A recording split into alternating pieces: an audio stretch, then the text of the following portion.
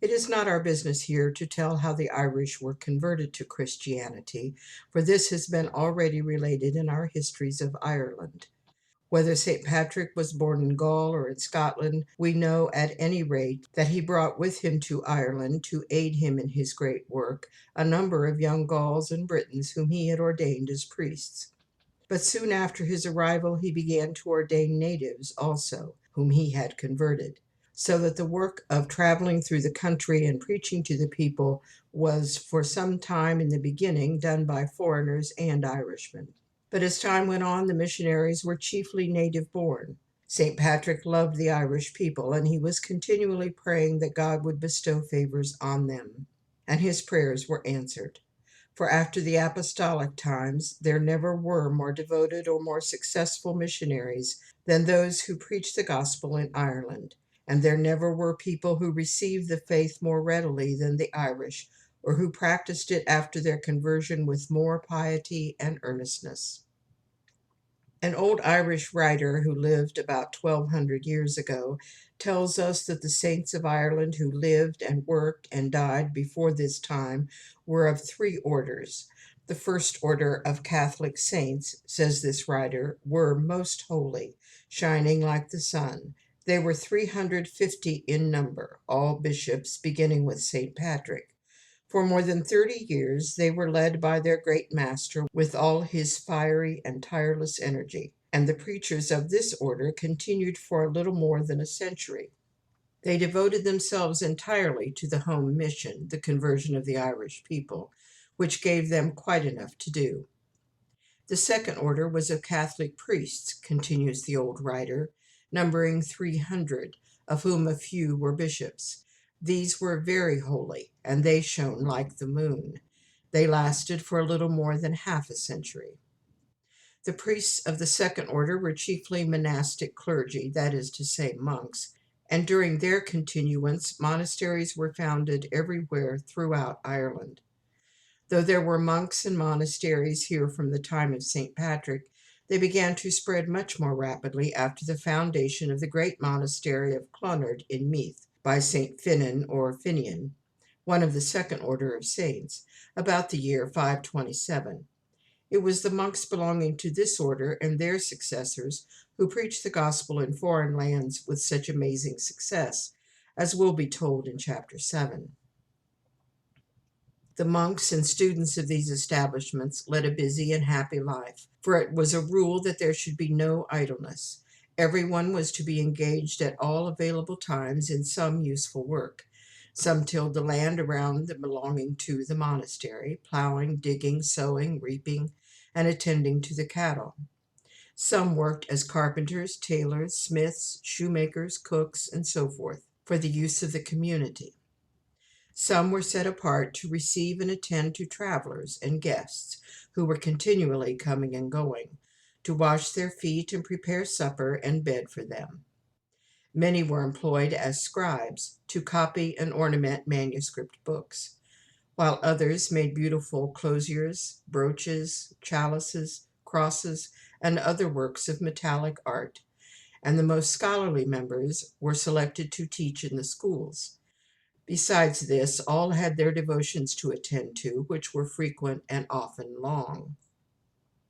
The third order of Irish saints consisted of about 100 priests, of whom a few were bishops. These were holy and shone like the stars, and they lasted a little more than three-quarters of a century.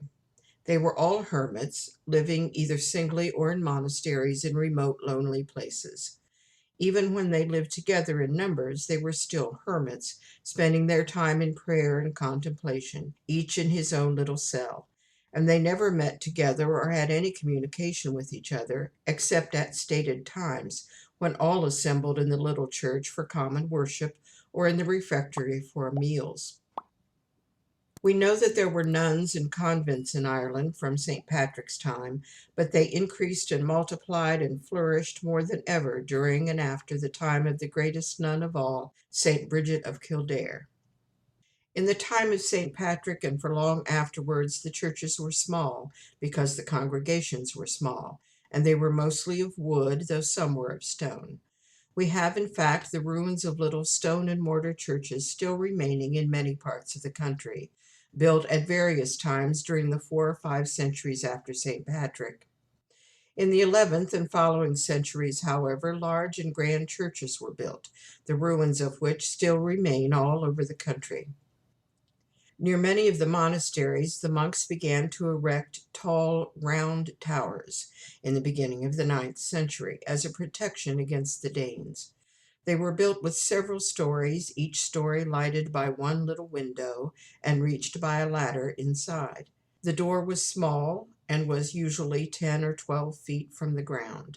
The moment word was brought that a party of Danish marauders were approaching, the monks would refuge in the tower with all their valuables and a good supply of large stones, and barred the door and windows strongly on the inside, so that it was impossible to get at them during the short time the robbers were able to stay.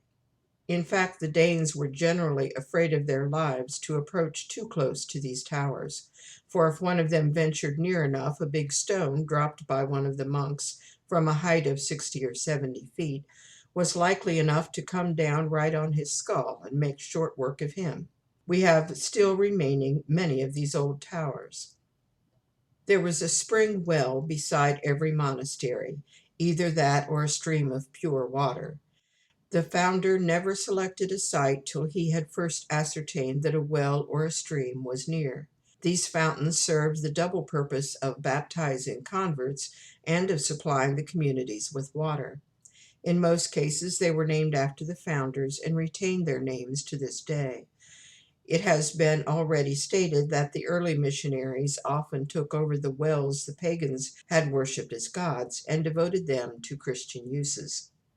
We have holy wells in every part of Ireland, and it is with good reason we call them so, for they preserve the memory, and in most cases the very names, of those noble old missionaries who used the crystal waters to baptize their converts. We ought to make it a point, so far as lies in our power, to take care of these holy wells, and to keep them neat and clean, and in all respects in a becoming condition, and also to preserve their old names as our fathers handed them down to us.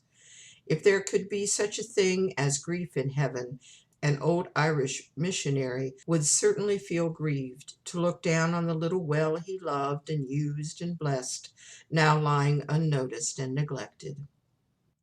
St. Patrick used consecrated bells in celebrating the divine mysteries and in nearly all other religious ceremonies, and the custom has descended through 15 centuries to this day. The bells used by the early saints were small hand bells made of iron dipped in melted bronze, but 300 or 400 years after St. Patrick's time, people began to make them of a better material, bronze melted and cast in molds. We are told that St. Patrick left a little iron bell in every church he founded, and to supply the great number he required for this purpose, he kept in his household 3 smiths, whose sole business from morning till night was to make iron bells. The very bell he himself used in his ministrations, commonly called the Bell of the Will, may now be seen in the National Museum in Dublin, the most venerable of all early Christian relics.